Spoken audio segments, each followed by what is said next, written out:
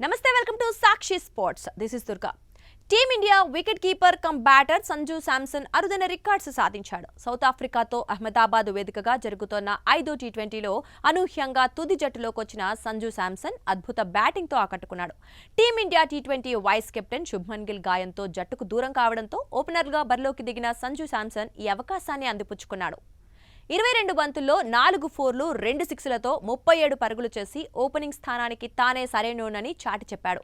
ఈ మ్యాచ్ రెండో ఓవర్లో పికప్ షాట్తో లాంగ్ ఆన్ దిశగా భారీ 6 సాధించిన సంజు శాంసన్ 2 అరుదైన రికార్డులను తన పేరిట లెక్కించుకున్నాడు.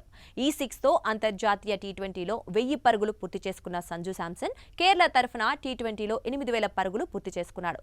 సంజు కొట్టిన షాట్కు ఫిదా అయిన కామెంటేటర్ సంజు శాంసన్ చాలా అద్భుతమైన ఆటగాడు.